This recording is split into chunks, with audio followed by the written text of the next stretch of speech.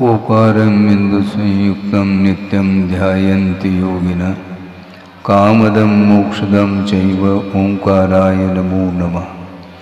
अविरल शब्दघनौघ प्रक्षालित सकल भूतल कलंका मुनिविरूपाश्रुतीर्था सरस्वतीर्तनोदुरितम् अज्ञानतिमिरान्धानां ज्ञानाञ्जनशलाकया चक्षुरुन्मीलितं येन तस्मै श्रीगुरुवे नमः। परम गुरुभ्यो नमः। परम्पराचार्य गुरुभ्यो नमः। सकलकलुषविध्वंसकं श्रेयसां परिवर्धकं धर्म संबंधकं भव्यजीवमन प्रतिबोधकारकमिदं शास्त्रं श्री कार्तिकेयन प्रेक्षा नामधेयम्। अस्य मूलग्रंथकर्तार श्री सर्वज्ञदेवाः तदुत्तर ग्रंथकर्तार श्री गणधरदेवाः प्रतिगणधरदेवाः तेषां वचोनुसारमासाद्य श्रीमत् आचार्य प्रवर श्री कार्तिकेय देवैर्विरचितं मंगलम भगवान वीरो मंगलम गौतमो गणे मंगलम कुंदकुंदाद्यो जैन धर्मोस्तु मंगलम सर्वमंगलमांगल्यम सर्वकल्याणकारकं प्रधानं सर्वधर्माणां जैनं जयतुशासनं कोटिशतं द्वादशैव कोटो लक्षाणि शीतेस्त्रिकानि चैव पंचाशदष्टोच सहस्रसंख्य मेतश्रुतं पंचपदं नमामि। अर्हन्त भासयत्तं गणहरदेवे गन्तीयं सम्मं पनमामि भक्तिजुक्तो सुगुणानमहो वहिं शिरसा इच्छामि बन्ते सुदभक्ति कांसो को दसालोचे अंग वंग पयने पाउड़े परियम सुत पड़माण ओग पोगई चूलिया चेव सुत तय तुम कायम सैनिच कल वंचे में पूजे में वंदामी नमोम सामी दुख को कम को भूलाओ सुगई गमनम समाय मरणम जनगुण संपत्ति होदमज्जम। अथ पौर्वाणिक स्वाध्याय वेलायाम श्रीमदाचार्य भक्ति कायो सर्गम करोमि।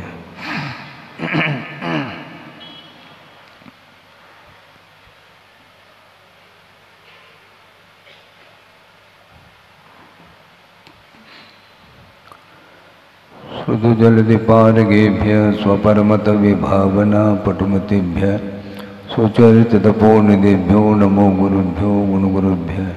छत्तीस गुण समग्रे पंचमी आचार्य करण संदर्शे शिष्यानुग्रह कुशले धम्मायिरे सदा वंदे गुरुभक्ति संजमे नय तरंत संसार सायरं घोरम चिन्नन्ति अट्टकं मम जन्मन मरणं न पावेन्ति ये नित्यं व्रतमंत्रोम निरता ध्यानाग्निहोत्राकुला षट्कर्मा विरता तपोधनुदना साधु क्रिया साधव शील प्रावरणा गुणप्रहरणा चंद्रार्गतेजोदिकाः मोक्षद्वार्गपाठपाठनपटाः प्रीणन्तु मां साधव।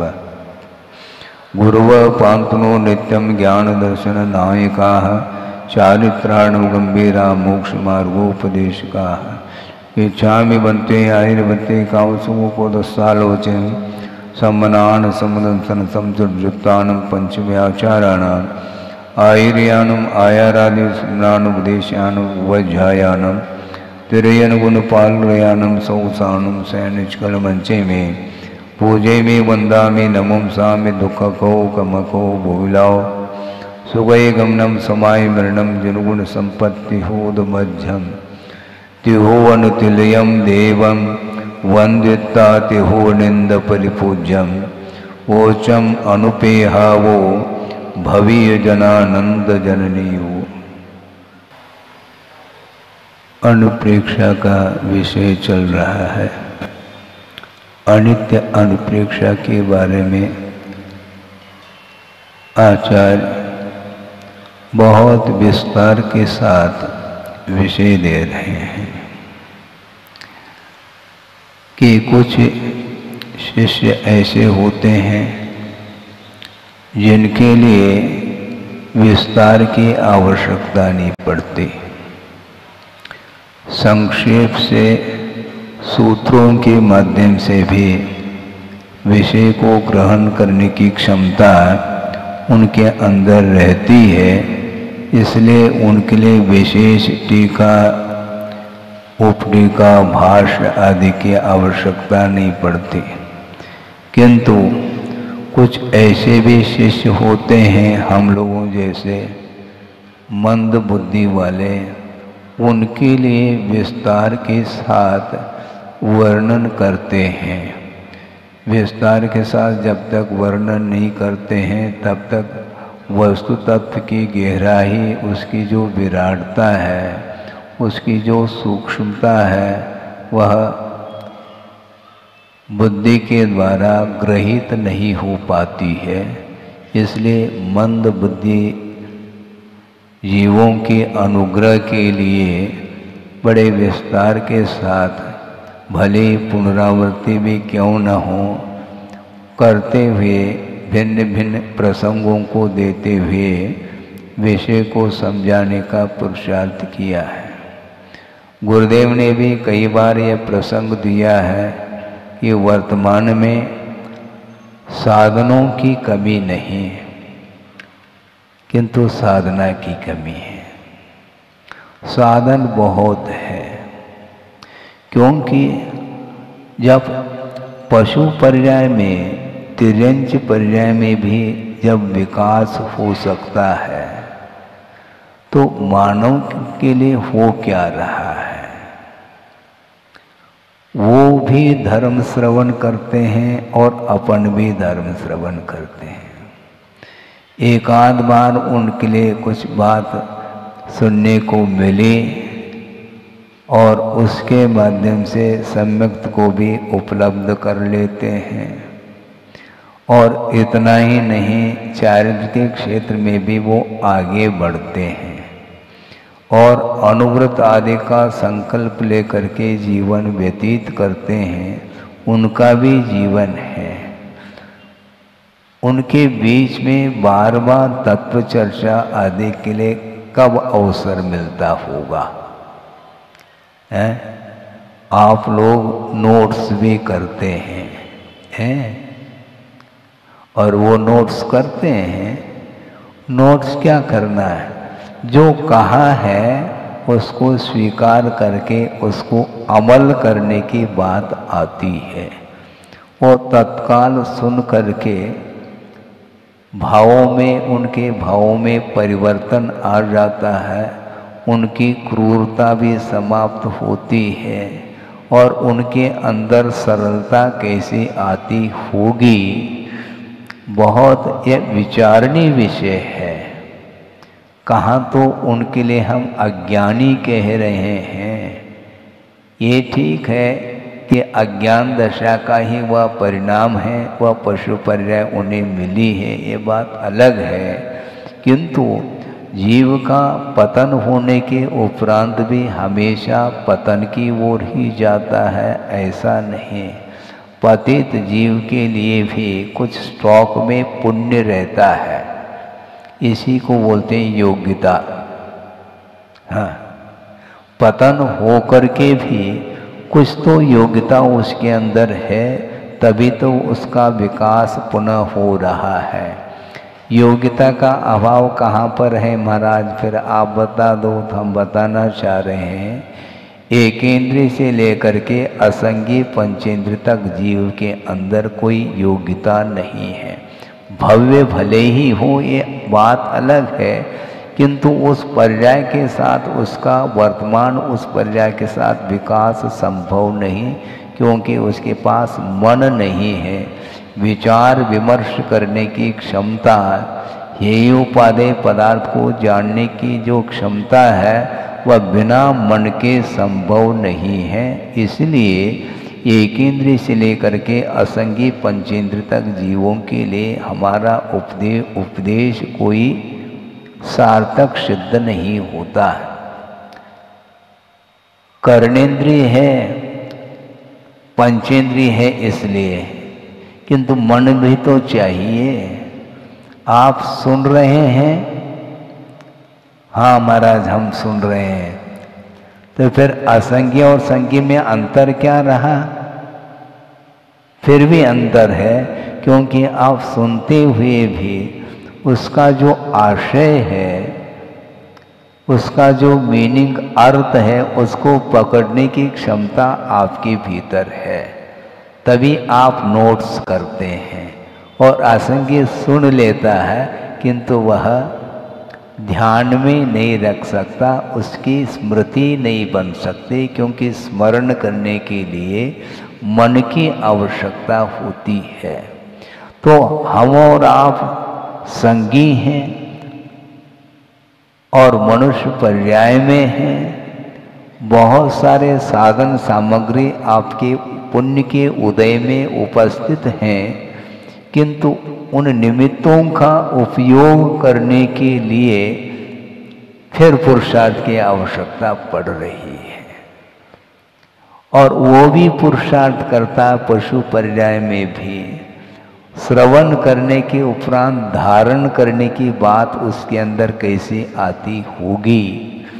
और जन्मजात जो क्रूरता रखने वाला वह व्याघ्र आदि भी, जिसको देख करके ही आप सामने नहीं जा पाएंगे, ऐसी दशा उसकी है। इसके बाद भी रिद्धिधारी वगैरह मुनि महाराज का दर्शन हो जाता है तो सारी क्रूरता एक तरफ रह जाती है और श्रद्धान प्राप्त हो जाता, यानी सम्यक दर्शन को उत्पन्न कर लेता है, श्रद्धा बनती है उसकी अंदर और ग्रहण करने का भी भाव जागृत होता है। इस प्रकार के निकृष्ट पर्याय में भी मन काम कर रहा है। वह कैसा करता है काम, मुझे बताओ। एक आध बार अवसर मिलता है, बार बार इस प्रकार मंच बना करके उनको कोई उपदेश दे रहा हो, है? जिसके कारण उसका कल्याण हो रहा हो, ऐसा बिल्कुल नहीं। किंतु हम लोगों के लिए निरंतर उपदेश मिलता रहता है। गुरुओं ने क्या नहीं दिया है? कुछ बचा है क्या शेष जो हम कह दें? हम बार बार हमारे मन में विकल्प आता है कि महाराज हमें कुछ बताओ। ठीक है, मैं बता सकता हूँ, कोई बाधा नहीं है, किंतु गुरुदेव ने जो बताया है उसमें कहाँ कमी रह गई ये बता दो, ताकि उसकी पूर्ति मैं कर लूँ। सब मौन हो जाएंगे, शेष क्या बचा है? उन्होंने जो भी देना था आपकी योग्यता के अनुरूप सबके लिए दे डाला। इसके बाद फिर हम क्या देंगे? देने के अपेक्षा से हम कुछ दे नहीं रहे हैं, दोहरा रहे हैं। अनुप्रेक्षा इसी को बोलते हैं। गुरुदेव का बार बार कहना रहता है कि विषय सरल होने के उपरांत भी ज्ञान काम नहीं करता है तो कठिनाई आती है। वो भिन्न भिन्न समय में कुछ ऐसे अनुभव को लेकर के कर्म का उदय आता रहता है निमित्तों के अपेक्षा। उस समय वह बुद्धि काम नहीं करती है, उस समय वह मन के माध्यम से उस वस्तु तत्व के स्वरूप तक वह नहीं पहुंच पाता है। इसलिए बार बार समझाने की आवश्यकता पड़ती है, किंतु बार बार समझाने का अवसर आते हुए भी कोई नया कुछ भी नहीं दिया जा रहा है, ये ध्यान रखें। क्योंकि गुरुदेव ने कुड़ेल दिया है, बुंदेलखंड में बोलते हैं कुड़ेल दिया, मतलब पर्याप्त दे दिया, ओवर जिसको बोलते हैं। धार छोड़ना अलग है और कुड़ेलना अलग होता है। आप शीशी से तेल निकालते हैं, यूं उंगली यूं करके, यूं एक ड्रॉप निकलता है उसमें से, और कुड़ेल दो तो पूरा बाहर आ जाता है। तो उन्होंने ड्रॉप दिया है क्या? क्या कुड़ेला है? कुड़ेल दिया है पूरा का पूरा। उन्होंने ये कहा कई बार, मैं अपने पास कुछ भी नहीं रखता हूँ, क्योंकि आचार्य ज्ञान सागर जी महाराज उनके गुरु रहे। उन्होंने कहा कभी अपने पास रखना नहीं। जो जिनवानी मिली है, जो आपने उसको आत्मसात किया है, उसको यथा योग्य कोई भी व्यक्ति मुमुक्षु भव्य जीव आता है उसको दे देना, बाँट बाँट करके ही। इसके बिना प्रभावना संभव नहीं है। और उन्होंने 1 साल नहीं, 2 साल नहीं, कई साल हुए। अब आप लोगों का ही एक तीव्रतम पुण्य का उदय जो कि उनके सानिध्य को पा लिया और आस्था के साथ उनके वाणी को आत्मसात करने का प्रयास किया है, निरंतर श्रवण करते रहे, फलस्वरूप आप लोगों का इतना विकास हुआ है। और वो वाणी कभी उनकी खत्म होने वाली नहीं है। इसलिए जैसे टेप रिकॉर्ड आप चालू करते हैं, स्विच ऑन करते हैं तो बजने लग जाता है, उसी प्रकार आपका उपयोग यदि गुरु की ओर हो, निश्चित रूप से वो टेप रिकॉर्ड बजेगा। बजाने की आवश्यकता नहीं पड़ती। महाराज हमें कुछ सुनाओ, टेप रिकॉर्ड चालू करो ना, है? प्रत्येक के पास है, वो उपयोगी तो है, उसमें सारा सारा विषय समाहित हो चुका है, ज्ञान का क्षोभम हुआ है। अब अन्यत्र कहीं पढ़ने की लिखने की आवश्यकता नहीं, जो भी ग्रहण किया है वो आपके पास है। इसलिए कह रहा हूँ कि ज्ञान का आत्मा के साथ जो संबंध है वो कौन सा संबंध है हमें बता दो। वो तादात्म्य संबंध माना जाता है। गुण और गुणी का जो संबंध है वह संश्लेष संबंध नहीं, किंतु वह तादात्म्य संबंध माना जाता है। इसलिए गुरुदेव के माध्यम से आपका ज्ञान का जो विकास हुआ है, आप डायरी यदि मान लो गुम भी गई है तो भी जो माइंड में है, मन में है, वह कहीं गुम नहीं सकती, क्योंकि उसका तादात्म्य संबंध है, उसकी चोरी संभव नहीं है। इसलिए ऐसी वस्तु को आपने अपने पास रखा है, फिर बाद में क्यों बार बार विकल्प करते हैं, महाराज हमें कुछ बताओ, कुछ बताओ। बताने के लिए कुछ शेष हो तो बताया जा सकता है। इसके बाद भी मंच पर आकर के इसलिए कुछ चर्चा करने का मन होता है, क्योंकि गुरुदेव ने ये कहा है कि ज्ञान प्राप्त होने के बाद भी निरंतर चिंतन करने की आवश्यकता पड़ती है। इसलिए चिंतन की अपेक्षा से ही इस स्वाध्याय को रखा गया है। वासना, प्रश्ना, अनुप्रेक्षा, आमनाय और धर्मोपदेश ये सारे स्वाध्याय के ही एक अंग माने जाते हैं। इसलिए अनुप्रेक्षा का यहाँ पर विषय रखा है ताकि बार बार आप लोग दोहराते रहें। मतलब आपके पास जो ज्ञान है उसको दोहराने के लिए हम कह रहे हैं, इससे ज़्यादा कुछ नहीं कह रहे। नहीं तो आप बिल्कुल जो है ना पात्र रख दो, उसमें हम धारा छोड़ दें, ऐसा नहीं। आपके पास जो ज्ञान है उसको परिवर्तित आप स्वयं ही चिंतन मनन करिए, ये कहा गया है। पुनर्चिंतनम इति अनुप्रेक्षा मुहुर्मुहुर चिंतनम, बार बार चिंतन का विषय बनाना। जो आपके पास विषय उपस्थित है, बल्कि उपस्थित पूरा का पूरा जो दिया गया है गुरुदेव के द्वारा, वो सारा विषय आपके उपयोग में है, यानी क्षोभम हो चुका है। अब निरंतर उस ओर उपयोग को लगाने की आवश्यकता है, उसके माध्यम से वह विषय ताज़ा होता चला जाता है। इसलिए अनुप्रेक्षा के माध्यम से बहुत विकास होता है। जब तिर्यंच पर्याय में भी एकाध बार इस प्रकार उपदेश सुनने का अवसर आ जाता और उसके माध्यम से वह एक एक पूर्व कोटि तक वह उसी को दोहराते रहते हैं। एक बार श्रवण कर लिया, फिर बाद में जुगाली, गाली नहीं, हाँ, जुगाली, हाँ, रोंथन क्रिया इसी को बोलते हैं। पशु एक साथ खा लेती और उसके बाद बार बार उसको रोंथन पुनः वापस मुख में वह आ जाता है और चरवन करती रहती है। दिन भर खा लेती है और रात में बैठ करके उसका रोंथन क्रिया उसकी चलती है।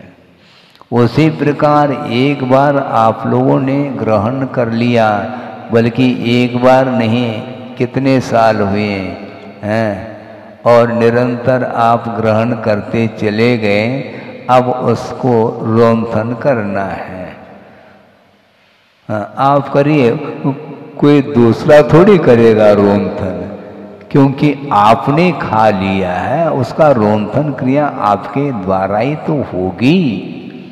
इसलिए अनुप्रेक्षा निरंतर चिंतन करने की आवश्यकता है और निरंतर चिंतन करने से नया नया विषय आता ही चला जाता है। मात्र शर्त ये है कि पेशेंस होना चाहिए, धैर्य होना चाहिए, और धैर्य आप यदि रखते हैं तो निश्चित रूप से वह ज्ञान जो आपके पास है वह उपयोग में आता चला जाएगा।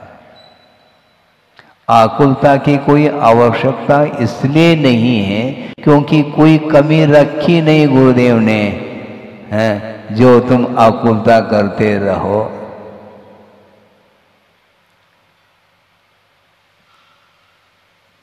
पीढ़ी दर पीढ़ी तक धन संचय हो चुका है, अब दुकान बंद भी कर लो तो भी वह धन समाप्त होने वाला नहीं है। अक्षीण महानसिक वृद्धि आती है, उसमें होता क्या है? रिद्धिधारी मुनि महाराज को आपने पड़गा लिया और आहार दे दिया, उसके बाद वह चक्रवर्ती का कटक भी भोजन कर ले, तब भी वह भोजन समाप्त नहीं होगा। ये रिद्धि है। उसी प्रकार गुरुदेव के माध्यम से जो आपको मिला है वो कभी समाप्त होने वाला नहीं है। आप दूसरे को भी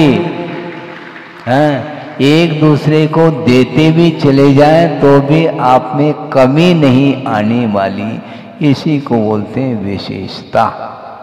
इसलिए निरंतर आप चिंतन करिएगा, उसके माध्यम से परिणामों में शांति आती है। ज्ञान के माध्यम से शांति आती है ऐसा नहीं, किंतु उपयोग उस ओर यदि आपका है तो शांति का अनुभव हम कर सकते हैं। उसमें भी आस्था जुड़ी हुई होनी चाहिए। यदि आस्था नहीं है तो फिर वह ज्ञान चिल्लाता है, सीधी सीधी बात। विपत्ति में ज्ञान चिल्लाता है और आस्था झेलती है, ऐसे कुछ हाइकू गुरुदेव ने दिया है। ज्ञान आपके पास पर्याप्त है, किंतु कर्म के उदय में विपत्ति आ रही है तो आस्था यदि है तो वह विपत्ति को झेलती है, नहीं है तो ज्ञान तो चिल्लाएगा। उसका स्वभाव है। ज्ञान कभी भी विकल्प से रहित नहीं हो सकता। उसको निर्विकल्प बनाना है तो ज़्यादा ज्ञान की ओर ध्यान नहीं देना चाहिए। जो आपके पास ज्ञान है उसका उपयोग करने का पुरुषार्थ करते हैं तो सारी आकुलताएं शांत हो सकती है। इसलिए निराकुल बनने के लिए अपने को अनुचिंतन करने की आवश्यकता है। आप चिंतन करिए, क्या करेंगे महाराज? जो दिया है वो करो। आपका कभी भी स्लेट जो लिखा है वो हमेशा बना रहेगा। लिखने के लिए जगह ही नहीं वहाँ पर जो हम लिख दें उसके ऊपर, संभव नहीं है। ये तो इसको आप गौण करते हैं और इसी को हम प्रमुखता देते हैं। समस्या हम और आप में यही चलती। हाँ, आप जिसको प्रमुखता देना चाहते हैं उसको हम नहीं देंगे, हम जिसको प्रमुखता देना चाहते हैं वो आप नहीं देते हैं। इसलिए ये निरंतर यह विषय बना हुआ रहता है। किंतु वस्तुतः निरंतर चिंतन करने से ज्ञान ही प्राप्त कर सकते हैं। जन्मजात जो क्रूरता है उसकी समाप्त हो जाती है। हाँ, इसी को बोलते हैं वात्सल्य। गाय है और शेर है, एक ही घाट पर पानी पी रहे हैं। ये किसका परिणाम है? ये धर्म का परिणाम है। ये अहिंसा धर्म का ये प्रभाव है। मुनि महाराजों के दर्शन करने से, वीतराग मुद्रा का दर्शन करने से भवांतर का वैर भी एक क्षण में समाप्त हो जाता है। कैसी उनकी साधना होगी। इसलिए निरंतर साधना करेंगे तो निश्चित रूप से वात्सल्य प्रेम बढ़ता ही चला जाता है, प्रमोद भाव जागृत होता है। कभी भी पक्षपात के लिए स्थान रहेगा नहीं। कोई भी व्यक्ति हो, आखिर जीवी तो है, उसके अंदर भी तो चैतन्य गुण है, वह जड़ थोड़ी है। उसके प्रति भी करुणा दया का भाव आता है और आना चाहिए। क्योंकि वस्तु तत्व का निरंतर हम चिंतन करते हैं तो निश्चित रूप से सारी कालुषता समाप्त होती चली जाती है। तो अपने आप ही परिणामों में निर्मलता आती है। इसलिए अनित्य के बारे में चिंतन करना चाहिए। तो आकुलता समाप्त। क्या आकुल? अच्छा ये बता दो, ये आकुलता आखिर द्रव्य है क्या पर्याय है? थोड़ी चर्चा ही तो कर लें, क्योंकि स्वाध्याय तो कर रहे हैं, कौन प्रवचन कर रहे हैं हम। हाँ, इसमें बीच बीच में आप लोग भी भाग ले सकते हैं। भागना नहीं, यहाँ से भाग लेना। जिज्ञासा रख सकते हैं। हम अपने तरफ से कह रहे हैं आप लोगों के लिए, जो भी जिज्ञासा हो वह रख सकते हैं। वस्तुतः ये जो आकुलता बार बार उत्पन्न हो रही है, इसका अर्थ यह पर्याय है क्या द्रव्य है? पर्याय है। तो आकुलता क्यों कर रही हैं आप? वह पर्याय है, वो मिट जाएगी, निराकुल भाव आ जाएगा। वह भी एक पर्याय है, ये ध्यान रखो। निराकुल भाव भी एक परिणति है द्रव्य की, वह पर्याय है, वह भी क्षणिक ही रहेगी। आयति गच्छति परिणमति इति पर्याय कहा। जो परिणमन करता है, जो उत्पन्न होता है, गच्छति, वह बनी नहीं रहती, वह पर्याय चली जाती है, उसका नाम पर्याय है। इसलिए मान लो कर्म के उदय में कुछ आकुलता हो भी रही है, कुछ क्षण के लिए वह कर्म का उदय रहता, हमेशा थोड़ी कर्म का उदय आता है। आ गया चला गया। अपने को दूर करने का पुरुषार्थ भी नहीं करना चाहिए, क्योंकि अपने आप वह दूर हो रही, क्योंकि वह पर्याय है। किसी ने कहा, महाराज आप जहाँ बैठे वहाँ पर धूप आ गई है। हमने कहा चली भी जाएगी, वो मुझे भेजने की आवश्यकता है, क्योंकि अपने आप धूप आई है, वो चली जाएगी, किंतु आपको तो भेजना पड़ता है।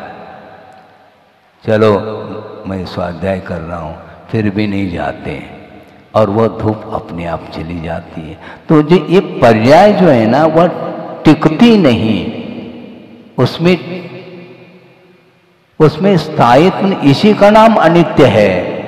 द्रव्य तो हमेशा बना रहेगा, पदार्थ का विनाश नहीं होता, किंतु उसकी पर्याय अपने आप मिटती रहती, उत्पन्न होती रहती। किसमें से? उसी द्रव्य में से, उसी गुण में से। गुणात्मक भी पर्याय होती है और द्रव्यात्मक भी पर्याय होती है। हाँ, जीव द्रव्य की पर्याय, और वो भी नर नारकादिक पर्याय। ये जीव द्रव्य की वैभाविक पर्याय मानी जाती हैं, स्वाभाविक नहीं। मनुष्य, देव, नारकी और तिर्यंच, ये जो जीव की पर्याय है, ये द्रव्य की पर्याय है, और वह वैभाविक पर्याय इसलिए क्योंकि कर्मायत है। इसी प्रकार गुणात्मक भी पर्याय है। गुण क्या? ज्ञान गुण है, वह हमेशा बना रहेगा। जिस प्रकार द्रव्य का विनाश नहीं है, उसी प्रकार गुण का भी कभी विनाश नहीं हो सकता। कौन सा गुण है? प्रसंग में ज्ञान गुण ले लो, ये गुण का विनाश नहीं होगा। तो महाराज फिर ये ज्ञान कम हो रहा है और बढ़ रहा है, ये क्या है? ये पर्याय है। ओरिजिनल तो ज्ञान गुण है, उसकी पर्याय मति ज्ञान है, श्रुत ज्ञान है, अवधि ज्ञान है, मनपर्य ज्ञान है, केवल ज्ञान है। ये ज्ञान को उनकी पर्याय मानी जाती हैं, और पर्याय हमेशा टिकती नहीं।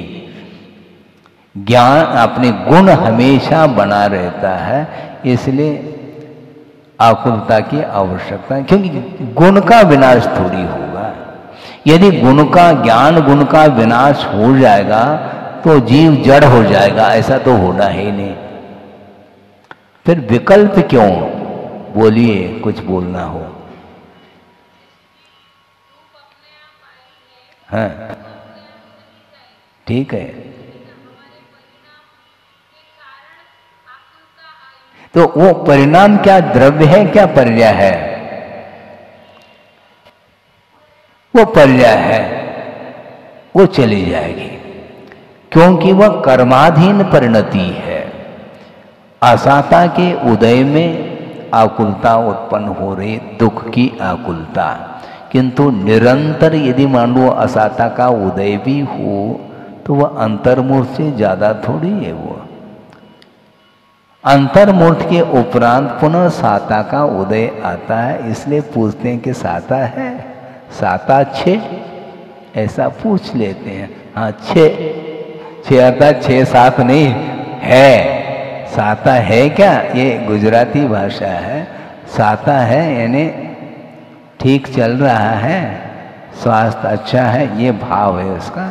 तो साता और असाता का जो उदय का जो क्रम है, वह अंतर मूर्तवर्ती वह पर्याय उत्पन्न होगी और मिटेगी।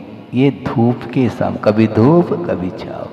सूर्य उदित हुआ है, सुनिए अब, सूर्य उदित हुआ है, किंतु निरंतर उसमें गति है और अस्त होगा। द्रव्य का कभी भी व्यय नहीं हो सकता, द्रव्य का कभी भी उत्पाद नहीं हो सकता। क्यों? उत्पाद मचाते हो। द्रव्य का जब उत्पाद होना ही नहीं है तो ये उत्पाद क्यों?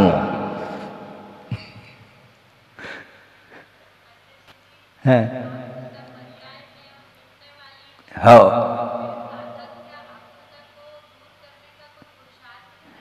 नहीं करता वो, क्योंकि वस्तु तत्व को वह समझता है। बिल्कुल वस्तु तत्व, इसलिए आचार्यों ने ये कहा कि मुझे मुक्ति मिले, मोक्ष की इच्छा करने से मुक्ति मिलेगी नहीं, ये आगम है। फिर आकुलता क्यों कर रहे हो? जो कहा गया वो करो ना, निराकुल होकर के करना है। ये आकुलता बीच में क्यों आ रही है? क्योंकि वह बिफोर करना चाहे, ये गलत है। ये आकुलता समय पर कार्य करने से, जो बीज बोना ये आपका कर्तव्य है, कर लिया। पानी दे दिया, खाद दे दिया, बस। अब कितनी भी तुम आकुलता करो, वह अंकुरित होने के लिए लगभग 7-8 दिन मान के चलते हैं। बिफोर आकुलता रखो, एक दिन में नहीं, अभी बो करके आए, घंटे भर बाद अंकुरित होना चाहिए, नहीं हो सकता। वह बीज अंकुरित जब नहीं हो सकता तो आकुलता क्यों कर रहे हैं, मुझे बताओ ना। बिफोर करना चाहता है संसारी प्राणी, इसलिए आकुलता है, इसीलिए आकुलता है उसको। ये जितने भी फ्लाइट से जा रहे हैं उनको बहुत आकुलता है, और जो पैदल गमन करते हैं उनको कोई आकुलता नहीं, समय पर पहुंच जाएंगे हम। अब देखो ताली बज गई। ये सब आकुलता है, क्योंकि जो फ्लाइट से जा रहा है वह ये सोच रहा है कि मैं 1 घंटे में वापस आ जाऊंगा, और व्यापार, और उस 1 घंटे में जो फ्लाइट से जाने में मान लो थोड़ा पैसा ज्यादा लग गया, कोई बाधा नहीं, उसका सब निकाल लेंगे हम, क्योंकि अब ये ट्रेन से जाएंगे तो 24 घंटा लगेगा अथवा 2 दिन लगेगा, तो क्या मतलब, अभी नाश्ता कर लो, भोजन के लिए वापस। नाश्ता करके फ्लाइट से उड़ गया और भोजन बहुत हो गया, 2 घंटा, 1-1.5 घंटे में हजारों किलोमीटर की यात्रा तय कर लेता है। ये सब आकुलता है। क्यों? धन की आकुलता। ये आकुलता वह बिफोर करना चाह रहा है। जब 3 घंटा रख दिया है पेपर लिखने के लिए, फिर आकुलता क्यों? आराम से लिखो, इतना भी आराम नहीं करना कि 3 घंटे निकल जाए, ना द्रुत ना विलंबित। द्रुत विलंबित एक छंद है, पहले द्रुत फिर बाद में विलंब, ऐसा नहीं। फिर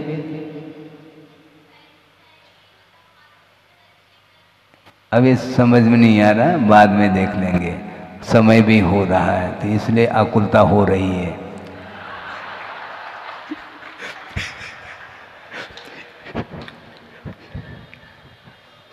बंद करने की आकुलता, घड़ी जो रखी है ये आकुलता का प्रतीक है। बक्की बात, इतने समय वो टाइम से बंद गए, ज्यादा हो जाए तो आकुल है ही। इसलिए समय पर आवश्यक पूर्ण कर लें, बिफोर नहीं होता। ये बिफोर ये आकुलता की जड़ है, इसी का नाम आकुलता। अब तो कम से कम आकुलता के क्षेत्र में कोई प्रश्न नहीं उठना चाहिए, कोई जिज्ञासा नहीं उठनी चाहिए, क्योंकि समय पर जो कार्य होता है वह निराकुल भाव के साथ होता है, और बिफोर पहले, समय के पहले जो करने का भाव रहता उसमें आकुलता बनी रहती है। इसलिए सारे जो पर्याय हैं ये निराकुल भाव रखना चाहिए। आकुलता हमेशा पर्याय को लेकर के होती है, इसलिए पर्याय को लेकर के हर्ष विषाद आदि परिणाम कर लेता है, और उसके माध्यम से जो वस्तु का स्वरूप है वह साइड में रह जाता है। इसलिए वस्तु के स्वरूप के बारे में निरंतर चिंतन करने से अनित्यता का बोध हमें हो जाता है, क्योंकि पर्याय हमेशा मिटती रहती है, उसका वह स्वभाव है। इसलिए पर्याय को पकड़ने का जो भाव है वह अज्ञान का परिणाम माना जाता है। ये इसका सार है। बोधि समाधि परिणाम शुद्धि स्वात्मोपलब्धि शिव शोक सिद्धि चिंतामणिम चिंतित वस्तुदाने वंदमानस्य ममास्तुते। परम पूजाचार्य गुरुवर श्री विद्यासागर जी महाराज की।